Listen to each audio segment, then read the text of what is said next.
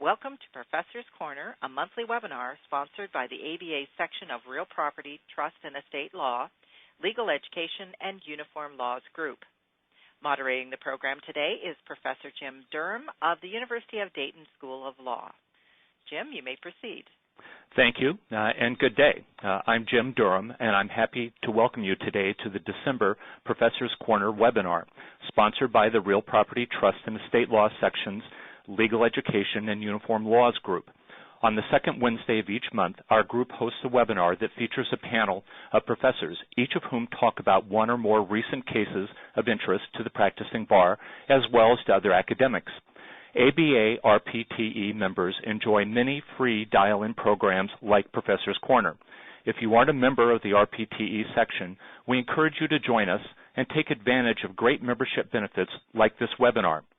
Before we get started with this month's webinar, please note that next month's webinar will be on Wednesday, January 8th at 12:30 Eastern.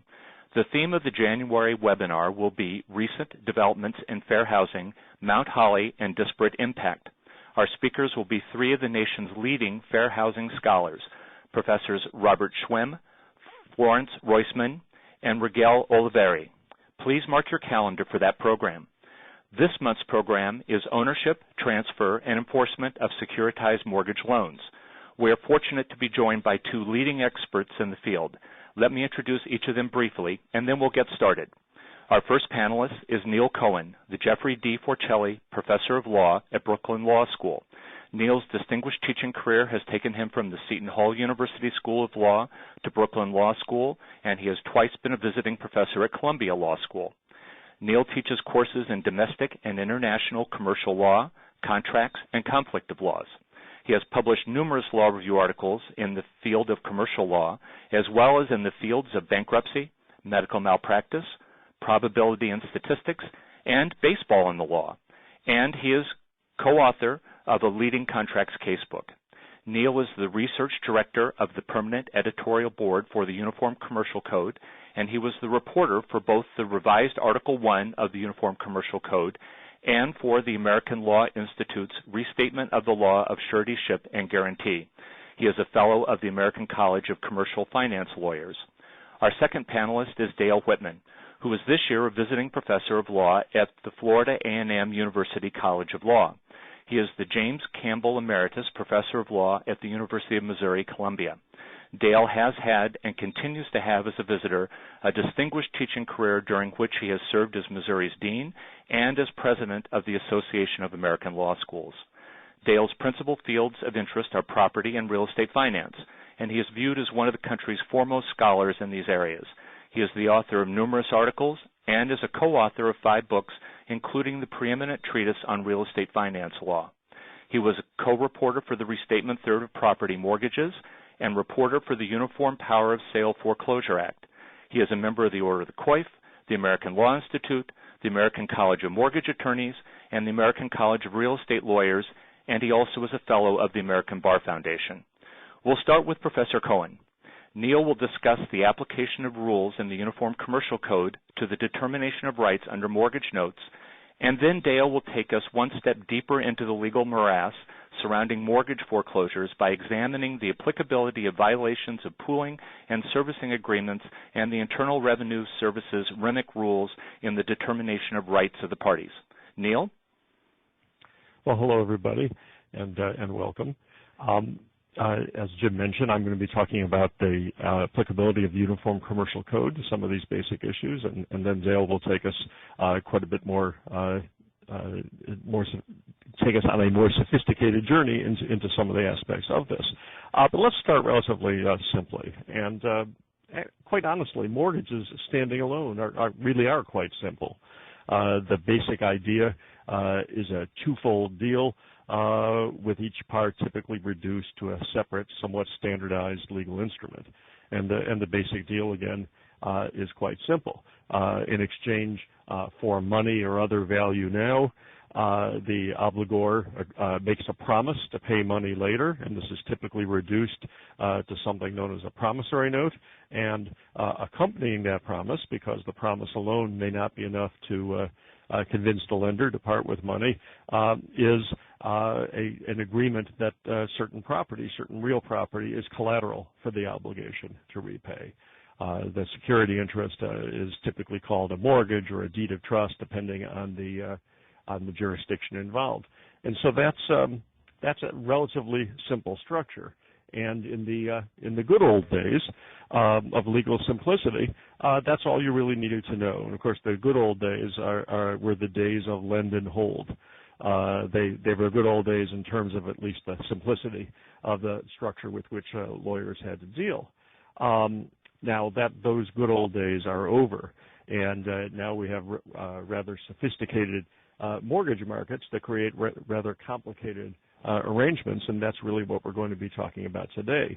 Now, arguably, these mortgage markets make mortgage finance more efficient, but they certainly make it and make ascertainment of the rights under mortgages legally more complex. And that is what we're going to be talking about, because now what happens typically is that the original lending is followed by a series of transfers from the original lender to a whole series of parties, and that makes the transaction and the rights much more complex.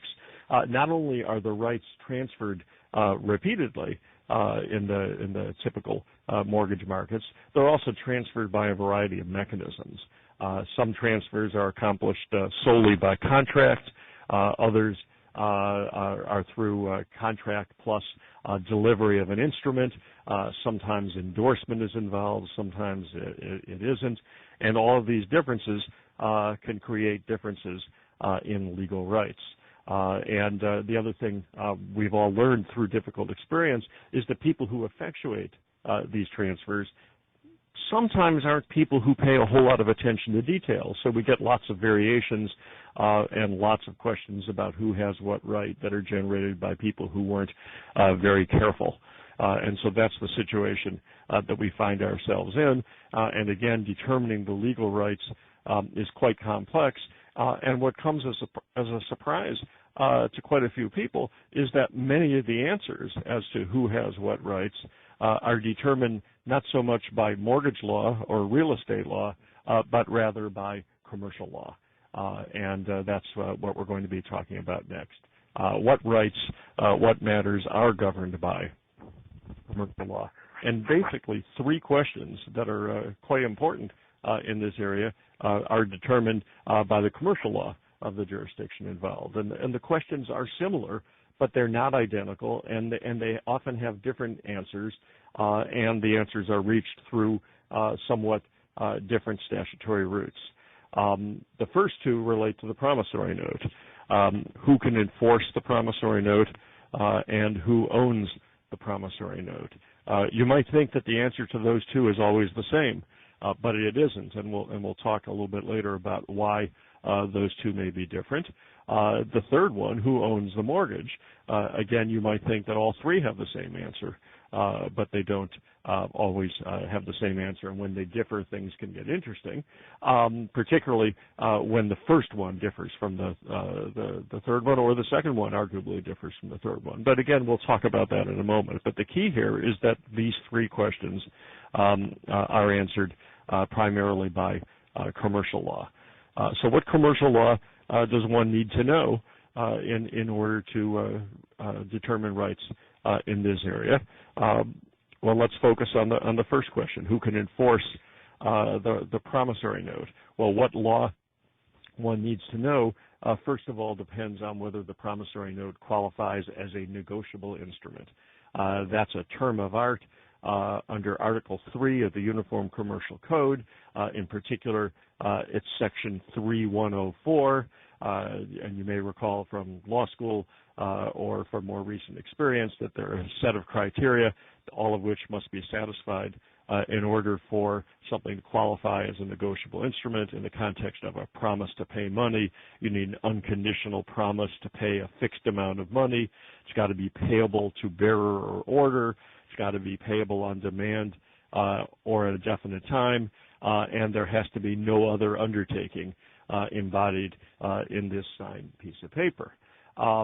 If the promissory note is negotiable, then The issues with respect to enforcement of that note are governed by Article 3 of the Uniform Commercial Code. On the other hand, if it's not a negotiable instrument, Article 3 does not govern, and the piece of paper is probably just a contract, and as a result, contract law largely determines who may enforce the promise. In a number of jurisdictions, however, because the promise is embodied in this thing that looks like it's a separate legal instrument, even though it may not qualify as a negotiable instrument, there are some jurisdictions that treat the piece of paper itself as embodying the right and apply some rules similar to many of the rules in negotiable instruments. But in any event, Article 3 doesn't govern. Now, luckily for us, most of the time we'll see that Article 3 does govern, but that's the first set of rules. For determining who may enforce the promissory note, we're primarily in Article 3 of the Uniform Commercial Code. In terms of the other questions, we're over in Article 9, the other end of the code. Who owns the promissory note? And again, once it's been sold or used as collateral, Article 9 gives us the answer, and that's the case whether or not the note is negotiable. So we'll have need to figure out whether the note is negotiable in order to determine whether Article 3 applies, but we won't need to know whether the note is negotiable in order to know whether Article 9 applies. And then a similar but not quite identical problem is who owns the mortgage. And once again, Article 9 determines the answer, and as we'll see in a few minutes, what Article 9 has done in this area is to codify the common law rules that draw the connection between ownership of the note and ownership of the mortgage. Whenever I talk to attorneys about this, the first question I get, and it's quite a good question, is why is Article 9 even relevant? Everybody knows what Article 9 is about.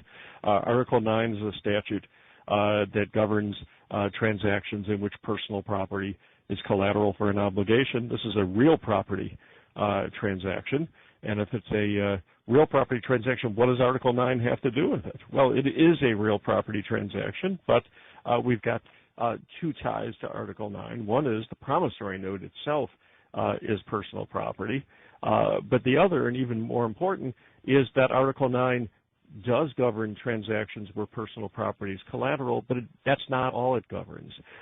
If you look at Section 9109A3 of the UCC, we see that Article 9 not only governs transactions where personal property is collateral, but it also governs sales of 4 types of payment rights: accounts, chattel paper, payment intangibles, and most important for our purposes now, promissory notes. So even if there isn't collateral, a security interest in the note anywhere in sight, the very fact that a promissory note is sold means that Article 9 is relevant. So both Article 3 and Article 9 do play a role here, and as those of you who know the UCC well know, that whenever any article of the UCC is involved, general principles that are in Article 1 of the Uniform Commercial Code also apply. So let's go back to the promissory note for a moment and see what questions need to be answered with respect to the promissory note itself, even before we return to the mortgage. The first question is who's entitled to enforce the promissory note, and the second one is who owns the promissory note. And as the slide you see indicates, it's different parts of the Uniform Commercial Code that determine the answer. Article 3 tells us who's entitled to enforce the note, who's entitled to go after the obligor, the maker on the note. And it's Article 9, on the other hand, that tells us when there's been a purported sale of the note or other transfer of the note, who it is who actually owns the note.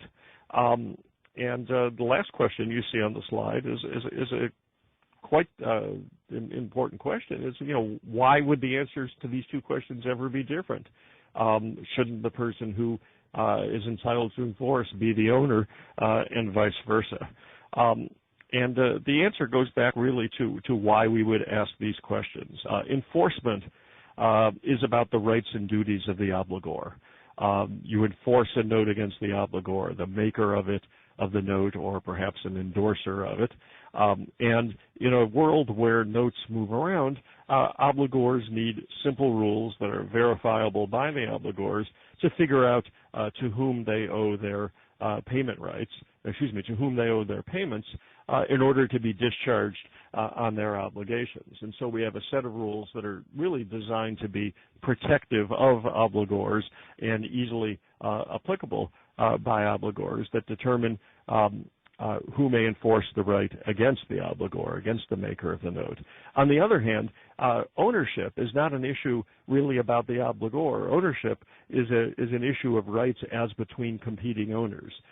Did the original owner, in fact, effectively transfer ownership to the person who purports to be the successor? And rights between competing owners need not necessarily be resolved by the same legal principles that determine to whom the obligor is answerable. And in fact, as we'll see, Article 3 and Article 9 take somewhat different paths here, so we can have a situation where the owner and the person entitled to enforce are in fact different parties. So let's move to the first question and walk through that one. Who is it that can enforce a promissory note? In the old days, where lenders just held onto the paper, it was pretty obvious. It was the lender who got to enforce. But now that the note may have been transferred many times by contract, by delivery, by endorsement, we need to know to whom the obligor is answerable. And as I mentioned earlier, the answer to that depends significantly on whether the note is negotiable under those criteria in UCC Article 3. In the context of residential real estate notes, the assumption for many years had been that, of course, they were negotiable, that the people who drafted the notes, which are usually in somewhat standardized form, knew enough to make them negotiable. They had magic words like "to the order of" in them, and the world went along treating them as a negotiable instrument. But in the last several years, some scholars have argued that these standard form notes, the Fannie and Freddie notes, aren't negotiable because of some of the clauses in them that would violate the no other promises and undertakings requirement of negotiable instruments. Whether or not the scholars are correct, the courts have overwhelmingly disagreed. And I think it may be 12 cases now that have held that those standard form notes are indeed negotiable instruments. So I think from this point forward, we should assume in our analysis that we do have a negotiable instrument embodying the obligation to pay money. Commercial real estate loans, on the other hand, are often done through non-negotiable instruments, and so again, it would be primarily contract law that would govern this first issue.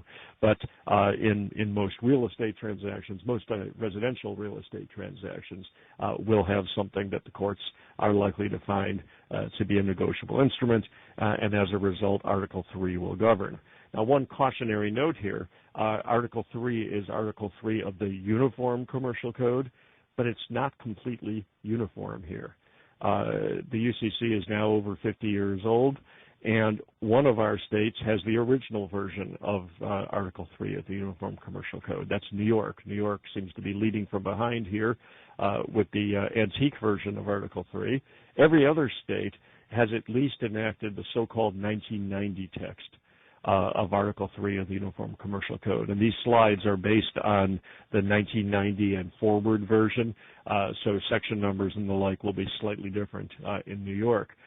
In addition, about 10 states have adopted a series of amendments to the 1990 text, and they have what's known as the 2002 text of UCC Article 3, with one exception that I'll note in a few moments.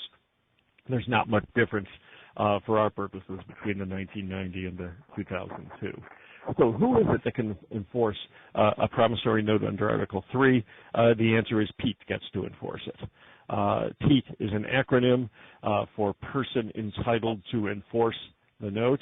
And we know that's the answer because Article 3 tells us. Section 3.4.12 of the UCC tells us that the obligation of a maker of a note is owed to the person entitled to enforce it, and Section 3.6.02 tells us that if the obligor pays the person entitled to enforce, the obligor is discharged. So Pete is the key person here, and Pete is the person to whom the maker is accountable, and that's the case whether or not the person who's entitled to enforce also happens to be the owner of the note. So how do we determine who this person is, who Pete is, the person who's entitled to enforce the note? The answer is found in Section 3.301 of the UCC, and that section gives us three ways in which a person can qualify as a person entitled to enforce an instrument, and you see them all on the screen in front of you. You can be a person entitled to enforce if you're the holder of the note. You could be a person entitled to enforce if you're a non-holder of the note in possession of it and you have the rights of a holder. That's a real mouthful. And finally, in certain contexts where a note has been lost or destroyed, you can qualify as the person entitled to enforce the note. Notice, most importantly, though, that those first two possibilities require the person who would like to be a Pete to actually be in possession of the note, and that's a very important point. So let's look at the first possibility, the holder. How do you determine whether someone's a holder? Well, like everything else in the UCC, we've got to look to the definitions, and this term is defined in Article 1. It's defined, as you see, in 1201B21. That doesn't sound detailed enough. I should tell you I left off a capital A at the end. It's 1201B21, capital A. And there are three requirements. You have to have possession of the note to be the holder, and it has to be either a bearer instrument, pay to the order of bearer or cash or something like that, or it has to be possessed by the person to whom it's payable. Actually, I'm sorry, just those two elements. But the difficulty here is most mortgage notes, like most notes, say pay to the order of somebody. They don't say pay to the order of bearer, and the somebody that they typically state is the original lender. And so you have a note that says pay to the order of lender, and now somebody else other than the lender wants to be the person entitled to enforce. Well, can that person ever be a holder? And the answer is yes, because even though to be a holder you have to be in possession of a note that is either a bearer instrument or is payable to you, to whom a note is payable is changed by endorsements. And I think we all know this from a sort of an instinctive level, having dealt with notes and checks. When you endorse an instrument, what you've done is you've changed to whom it's payable. If you do what's called a blank endorsement, just sign your name, it becomes payable to bearer. Anyone in possession of it can be the holder. If you have a special endorsement, if you write pay to Neil Cohen on the back and then sign your name, then it's as though the front of the instrument was amended and the pay to the order of line now has that new person's name, and that new person in possession can be the holder. So it is indeed possible to be the holder of an instrument that states on the front that's payable to somebody else. So again, being a holder of a promissory note is one way to be the person entitled to enforce it. But it's not the only way. The second way to become the holder under Section 3301 is that mouthful again, to be a non-holder in possession of the note who has the rights of the holder. Again, the key here is possession, but for this section even to be relevant, it must be the case that possession doesn't make you a holder, because if possession made you a holder, you'd qualify on that earlier criterion. So maybe you're in possession of an instrument that's payable to the order of somebody else, and that somebody else didn't endorse it. Well, in that case, again, you can qualify as a person entitled to enforce if not only are you in possession of the note, but you have to have the rights of a holder. Well, how would you ever get the rights of a holder if you're not a holder? And there's basically two ways here. One is by operation of law. Perhaps you're subrogated to the rights of a holder, or the holder has died, and by operation of law, you're the person who inherits the rights of the holder. More commonly, though, you can become you can get the rights of a holder by a concept known as transfer. And transfer is actually a defined term of art in Article 3. Transfer requires delivery of the note to you, and not only delivery, but delivery for the purpose of giving you the right to enforce. So if I sell you a promissory note, and I say I'm selling it to you, and I hand it to you, and I say here it is, it's all yours, but I forget to endorse it. Well, I have delivered it to you for the purpose of giving you my rights to enforce, and what Section 3203 tells us then, in that case, my rights to enforce, including my rights as a holder, have been transferred to you. So you are now a non-holder in possession of the instrument who has the rights of a holder. So those are the two ways someone can qualify as a person entitled to enforce. And this second way is important because a number of people think that only someone who qualifies as a holder can enforce a note. Someone who is in possession of an instrument endorsed to him or to her, and that's not the case. This second element of Pete status can enable enforcement by a non-holder, but it requires some proof because having possession of the instrument isn't enough. You have to prove that you got it by transfer. Well, what if nobody's in possession of the note, or at least nobody we know, because something happened to the note? And that's the third way someone can qualify as a person entitled to enforce a note. It's through the so-called lost note rules or lost instrument rules, and they're in Section 3309 of the Uniform Commercial Code. You can enforce a note. You can be a person entitled to enforce, even if you don't have it, if you were the person who had it when loss occurred, and you can't get the note because nobody knows where it is, or it was destroyed, or it's in the possession of someone who's beyond the service of process.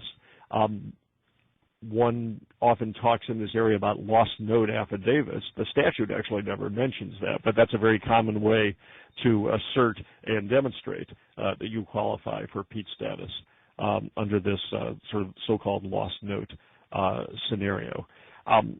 One issue that's arisen in this area is, can a transferee of a lost note, not the person who lost it, but someone who acquired rights from the loser, also qualify as a Pete?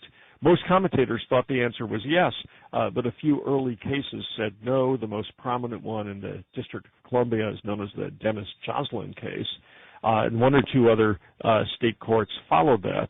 And as a result, in the 2002 amendments, which have now been enacted by 10 states, the statute very explicitly says that a transferee of a lost note can also qualify as a person entitled to enforce the note.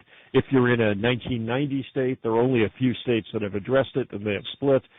Most states haven't addressed the issue at all. If you're in a 2002 state, the answer is definitely yes. How about defenses to the payment obligation? Well, most of the time there aren't defenses because, in fact, the borrower got the money.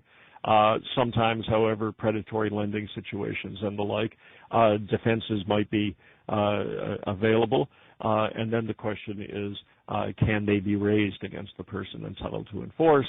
And as you can see from the slide that's on the screen now, the answer is it depends. It depends on whether the person entitled to enforce qualifies as a holder in due course. To be a holder in due course, obviously you have to be a holder, and you have to satisfy the other criteria in Section 3302. And a holder in due course takes free of all defenses except the so-called real defenses, and those real defenses are listed in Section 3305A1, and they hardly ever arise. So if you have a defense to raise, you need to hope that the person against whom you want to raise it does not qualify as a holder in due course. Okay, so that's step one, and that's actually the hardest step. The other steps are much easier. Now that we know to whom the obligation is owed, who may enforce the obligation, how about moving from owing to owning? Who owns the promissory note? Well, it starts off being owned by the payee, Once the payee sells it, or at least purports to sell it, what does it take to actually effectively transfer ownership? And again, this is answered by Article 9, because Article 9 governs sales of promissory notes. Now, if you jump to the operational sections of Article 9, you won't see anything in them about sales of promissory notes or sales of just about anything else. That's because Article 9, rather than talking about sales in every section, uses some terminological conventions, some terminological arbitrariness to squeeze sales in. And so if you look at the definitional parts of Article 9, you'll see that the definition of secured party includes the buyer, the definition of debtor includes the seller, et cetera. You can see them all on the screen. And as a result, when you look at the operational sections of Article 9, if you substitute these concepts for the defined term, you'll see that those terms actually do operate there. So now, who owns the promissory note? Well, the question is whether we have an effective sale. 3 elements.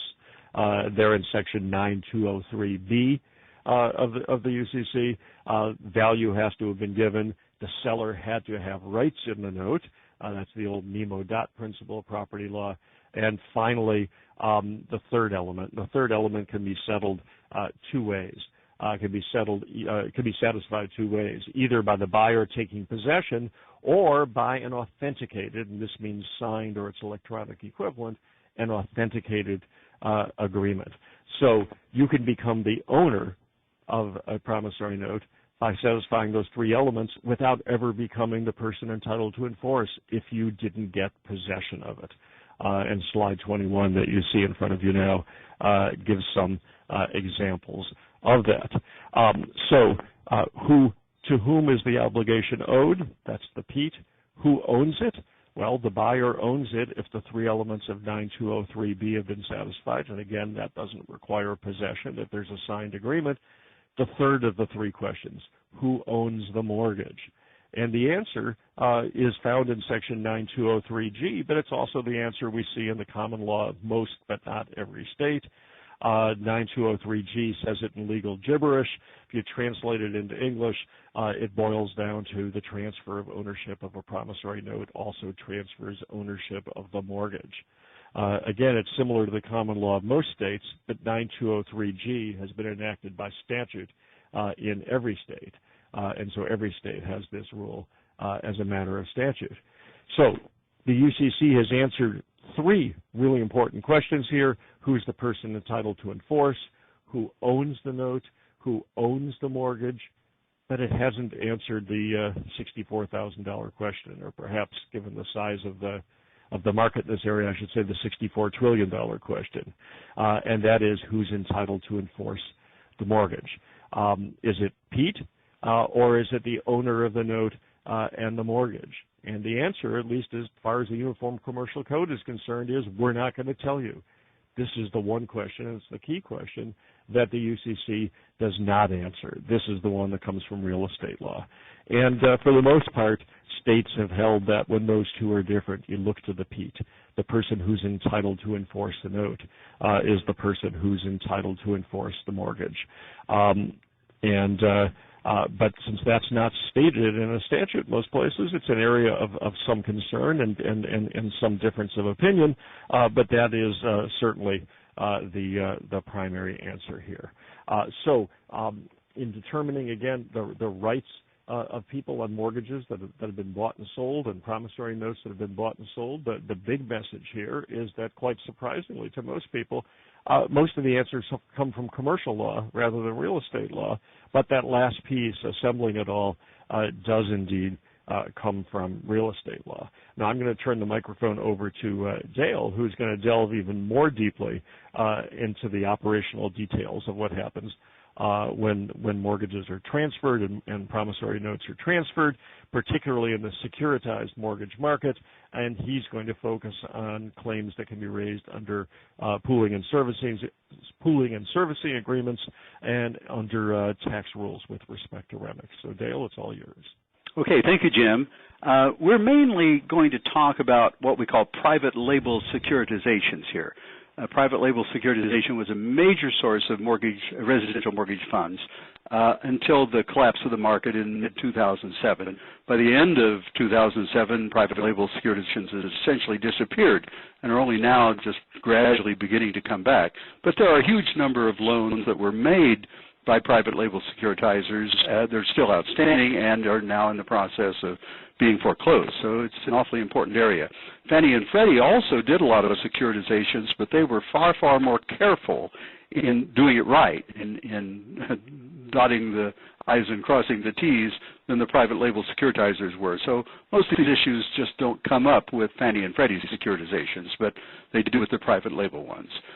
There are two related issues that we're going to talk about.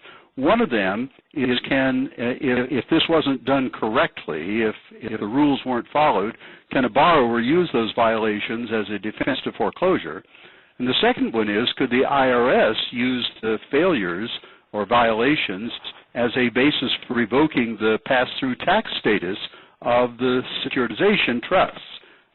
And that, of course, could be financially devastating to the bondholders who bought the securities.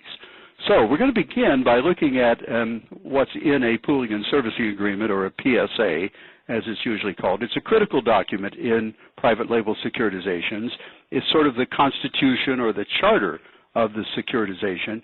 It's long, it's boring, and I don't know if anyone has ever actually sat down and read one from beginning to end, but it essentially gives us the structure of the securitization.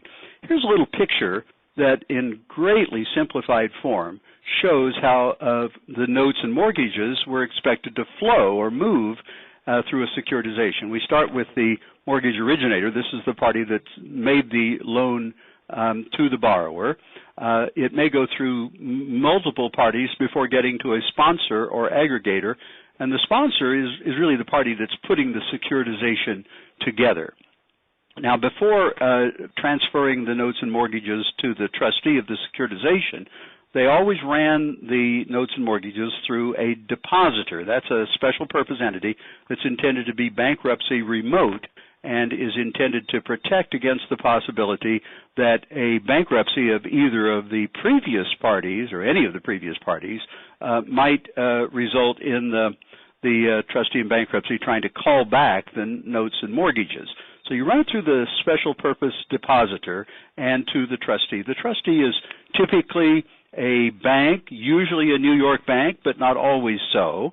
The bank or trustee will almost always have a separate custodian. It might be its own custodian, but the custodian is somebody who physically stores the documents and keeps physical control of them. And then, of course, there will be a servicer. I've just indicated a master servicer here, but in reality, there may be multiple servicers. There may be sub-servicers or special servicers. The basic purpose of a servicer is to collect the payments and keep records of what's happening with the loan and to foreclose it if it becomes necessary.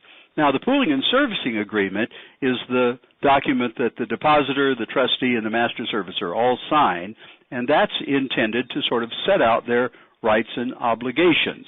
In addition, the pooling and servicing agreement normally will have as an appendix an actual list of the loans that are being transferred into the securitization. I'm not saying that that's always present, because sometimes it seems at least that nobody ever bothered to get around to attaching that, but there ought to be a listing of the loans themselves. Now, what does the pooling and servicing agreement say about delivery of documents from the depositor to the securitization trust? Typically, it'll say, first and most important, that the original note has to be delivered with all of the necessary endorsements. As Neil mentioned, either an endorsement in blank, which was very common, or it could be a special endorsement. Then there'd be the mortgage showing it having been recorded. A chain of mortgage assignments is often required, any assumption, modification, or substitution agreements, and the original title policy. Now, there's a little variation from one PSA to another, but these are commonly the documents that are supposed to be delivered. The time of delivery, well, it could be on or before the closing date. The closing date is essentially the date that the securitization commences. But there is a window period for delivery after the closing date, and if that's done, at least in the pooling and servicing agreements that I've looked at, there's a provision that says the contents that are not delivered on or before the closing date are held in trust by the seller, that's the depositor, for the benefit of the purchaser being the securitization trust. So in a way, they have a beneficial interest in them even if they haven't been delivered, according to this language. Now, the pooling and servicing agreements invariably say that all of the parties are going to comply with what we call the REMIC rules and not cause any violation of them that would endanger the tax status of the securitization as a REMIC. A REMIC is a real estate mortgage investment conduit. It's a special status allowed by Congress under the Internal Revenue Code. It's found in Section 860 of the Code. And it allows the trust to basically be a pass-through tax entity and not to owe taxes on its own, so that the interest and other payments that are collected on the loans become income not to the trust itself, but only to the bondholders who hold certificates from the trust.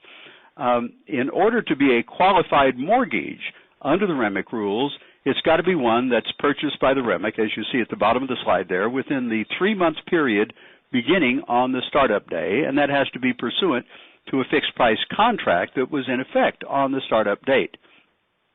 However, in real life, in many cases, the notes and the other documents that we listed on the previous slide were not delivered during that 3-month period, and in fact may not have been delivered for many months or even years afterward, perhaps only when the trustee or its servicer wanted to foreclose and discovered that it didn't have the documents in the hands of its custodian. And so the depositor and arguably the trustee as well were in violation of the PSA if they didn't deliver the documents within that 3-month window. So what are the consequences of that? Well, there's to pick a sort of paradigm case, and there aren't many of these. The Arabobo case decided earlier this year in the trial court in New York, and this is only a trial court case, decided on April 29th of this year. The court held that the trustee had exceeded its authority and violated the terms of the trust, and under New York trust law, there's a line in the statute that says every act of the trustee in contravention of the trust is void. And so the argument is, and Arabobo accepted this argument, that if New York law governs, the note transfer itself is void, and in other words, never really happened. Now, other states don't typically have language like this in their trust statutes and probably would not at all agree that the act of a trustee outside the competence of the trust document is void. But New York is kind of unique in having that language, and so it raises an issue about whether the transfer, if it took place outside the 3-month window, really took place at all. In the Arabobo case, there was actually one additional problem, which is kind of bizarre. The sponsor there, with regard to the particular loan in question in the case, delivered it directly to the trustee instead of running it through the depositor, the special purpose entity that's supposed to ensure bankruptcy remoteness. And that also, of course, was a violation of the PSA and another reason that arguably the transfer was void. Well, the question then becomes, are acts of a trustee outside of its authority in New York really void? And the answer, I think, is likely no, they're not, but the Arabobo case obviously says that they are. The Vermont Supreme Court considered this a little later this year, on October the 18th, in the Dernier case, and the opinion there, which is a well-thought-out and well-written opinion, says that the New York courts, although they're somewhat conflicted on the matter, and there are cases on both sides of this in New York, generally find, despite that very strong language in the statute, that the actions of the trustee outside the scope of his authority are voidable rather than void. And the Vermont court said unauthorized actions of a trustee are ratifiable by the beneficiary of the trust. And if it's ratifiable, then it's voidable rather than void. Why is that important? Well, it's important because if it's voidable rather than void, the general common law is that a third party cannot attack the action or the transfer, that it's only a matter between the beneficiaries and the trustee, and a borrower, for example, on a loan would not have standing to attack it. So the Dernier Court in Vermont said, we hold the plaintiffs don't have standing to challenge the assignments of the note and mortgage based on these violations of the PSA, because those violations would render the assignments voidable instead of void. I put at the bottom of the slide there a couple of additional cases that are well written and well considered that take the same view. The Bassman case in the Illinois Court of Appeals and Calderon, a very well written case in the Federal District Court in Texas earlier this year. Now, there is another case that agrees basically with Arabobo and takes the view that the void language of the New York statute applies literally, and that's Glaske being decided on August the 8th of this year. And the Glaske court gave a kind of an amusing reason for deciding the way it did, at least I find it kind of amusing. They said applying the statute to void the attempted transfer is justified because it protects the beneficiaries of the trust from the adverse tax consequences of the trust losing its REMIC status. Well, if I were a beneficiary of the trust, I might be inclined to say, gee, thanks a lot, but I don't need that kind of help. Because essentially what that decision does is to say, yeah, we're going to protect your REMIC status, but at the same time, we're basically going to say that you don't have the asset. You can't collect on the debt, you can't foreclose the mortgage, and it's a pretty darned high price to pay for preserving your REMIC status. So we're left with the question then, are securitized trusts in danger of losing their REMIC status and thereby becoming taxable entities?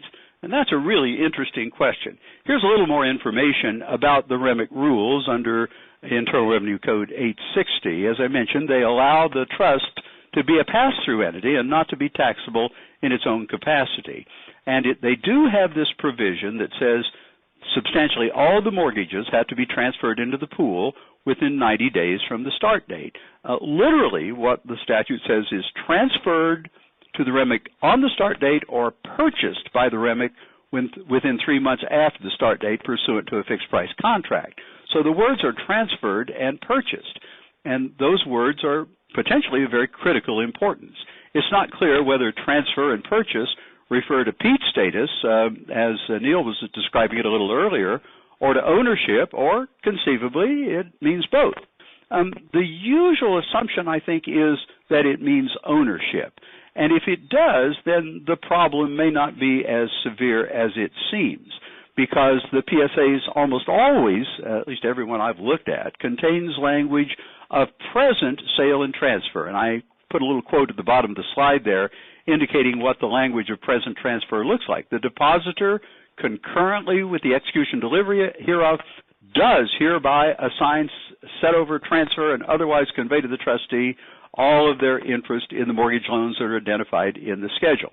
So if there's really a schedule there, if they bothered to attach it, that language would seem to transfer ownership. Now, obviously, that language will not transfer Pete status because only delivery of the notes can do that, as Neil was explaining a few minutes ago.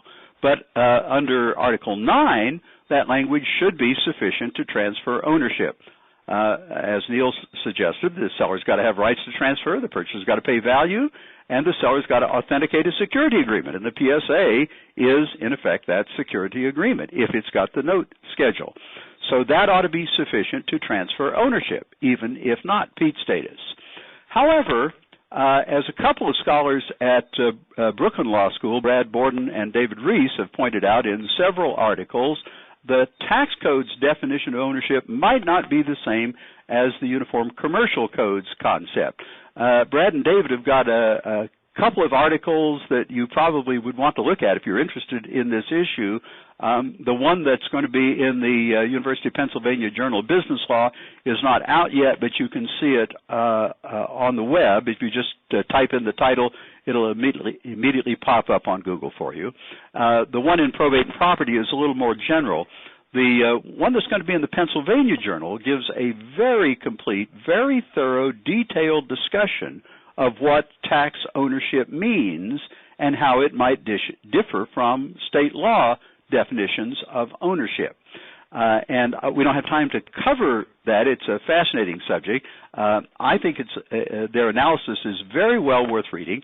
I must say that they're a bit more negative on the likelihood that the IRS could attack the REMIC status of these trusts than I am. I think that they probably paint too bleak a picture, but it's certainly worth looking at their approach to it to see how you might estimate the IRS could proceed. Conceivably, the IRS could either rule, and the courts could agree with them, that you do need to transfer Pete status, which again means you've got to transfer a physical delivery of the note within the 90-day window.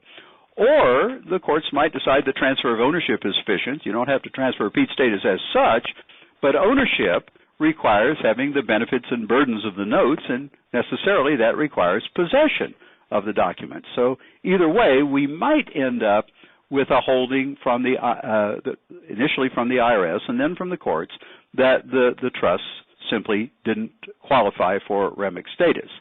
So to kind of wrap up my discussion, there is a risk that the trust will be denied REMIC status. It might be a minimal risk if my thought on it is right. If Brad and David's thought on it is right, it might be quite a substantial risk, so opinions vary on that. At this point, the IRS has not taken any steps to decertify the REMIC status of any of the trusts, and one might ask, is this a case of too big to fail? That is, that the implications, if the IRS did take action, would be to make virtually all of the private label REMICs not REMICs anymore, and to be taxable entities with catastrophic tax losses to the bondholders. Whether the IRS acts or not, it is clear that there are a lot of cases in which there was a failure of strict compliance with the PSAs. And there's a difference. I want to close with this. I didn't put it on the slide, but I want to try to emphasize it if I may. From the IRS's point of view, the only document that's really of any potential importance is the promissory note. The reason is, if the IRS decides that the REMIC has to have, within the 90-day window, the right to enforce the mortgage, the only document you need to do that in most states is the promissory note. Now, there are a few states, about a dozen, where you might also need assignments of the mortgages. But the note, and in a few states, the assignment of the mortgage is everything. You don't need a copy of the mortgage. You don't need the title policy. You don't need any other documents. On the other hand, if you're looking at private foreclosure defense purposes, then the failure to deliver any required document is a breach of the PSA. And if you take the New York statute literally, a breach of the PSA makes the transaction void. Again, I don't think that the taking the New York statute literally will turn out to be a correct interpretation of it, but right now it's very much a live question. So there, I've wound up everything I needed to cover, and we've reached the end of the time for the formal presentation, so it's time for questions. I'll turn it back to Jim. Thank you, Dale, and thank you, Neil, also. We are now ready to begin taking questions from our live audience. We'll start with our online questions, and we've gotten quite a few. You can submit your questions through the Q&A chat function. For those of you on the telephone, the operator will now give you instructions on how to dial in. Operator? Thank you. For those on the telephone who would like to ask a question, please press the star key followed by the number 1 on your telephone keypad. If your question has been answered and you would like to withdraw your registration, please press star 1 on your telephone keypad. If you are using a speakerphone, please lift your handset before entering your request. And there are no phone questions at this time, so I'll turn it back to our moderator. Jim? Thank you, operator. We're going to go then to the online questions. And Neil, we have a question. State law may have a law other than the UCC govern who owns the mortgage. Your response, please. Well, sure. The provisions in the UCC that I referred to became the law in 2001. And virtually every state had some law before that. And as Dale has exhaustively and with great detail demonstrated in his many works, in the vast majority of states, the rule is the same as the rule in Section 9203G, which is that ownership of the mortgage follows ownership of the note. So the issue really only arises in the small number of states for which that may not have been the case. And in a sense, you may have an internal conflict in those states. Those states all have enacted Section 9203G, which tells us that that transfer of ownership of the note carries with it transfer of ownership of the mortgage. And if their prior law was pre-2001, I think we have a pretty strong argument that 9203G is now the rule, even if a different rule existed before that. On the other hand, real estate law and commercial law tend to be somewhat hermetically sealed fields, and so if you are in one of those states, I think really the thing to do is to watch the judiciary there and see whether they interpret Section 9203G literally or if they simply ignore it. Thank you, Neil. Then the next question is, if Article 3 doesn't apply, is an endorsement meaningless, or is it evidence of a transfer? And I think the latter is the case. If Article 3 doesn't apply, then we still have to figure out whether the right to enforce and whether ownership has been effectively transferred. We don't need an endorsement for the Article 9 rule. So for transfer of ownership, just the signed contract and value having been given is enough to transfer ownership. But in terms of transfer of the right to enforce, I think an endorsement is very good evidence. In fact, Article 9 in defining instruments, so it covers not only negotiable instruments but non-negotiable instruments, talks about essentially about pieces of paper that in the ordinary course of business are typically transferred by transfer of possession accompanied by an endorsement. And so that recognition, even in Article 9, suggests that an endorsement of a non-negotiable instrument would be pretty good evidence of what the parties were intending. I might just add, Jim, that, and I completely agree with what Neil said, it's just very hard to find any modern authority on that point. The reason is that since the adoption of the negotiable instruments law back in the early part of the 20th century, there's been very, very little legal development of the law concerning non-negotiable notes. And so I'm morally certain that an endorsement will act with a non-negotiable note in essentially the same way it does with a negotiable note, but I probably can't find you any case law for the last 100 years on it. And that's not very reassuring. The next question. Now, how do you distinguish between being a holder and a mere custodian, such as a servicer? Oh, that's a great question, and this really has to do with the law of agency. Holder is a rigorously defined term in the UCC, but the UCC also says in Section 1103B that the UCC doesn't preempt all the common law that's out there, that it stands on the shoulders of much of the common law, including the law of agency. And so and since entities, don't have hands, they can't physically hold things. Very often, entities do things through their agents, and a custodian is likely to be one way to think of what a custodian is essentially an agent for purposes of possession. It's someone who's holding possession on behalf of somebody else. And so I think when we plug in standard agency principles into the analysis, we can see the difference. Let me add just a word about that. The question seems to imply that servicers and custodians are the same, but in practice, in the industry, they're very different. The custodian's function is simply to hang on to the paper, and that's all. I'm sorry, I was referring to custodians. I apologize. No, that's fine.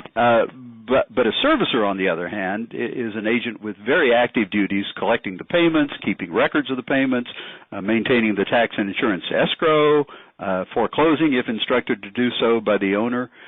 So the servicer has lots and lots of additional duties.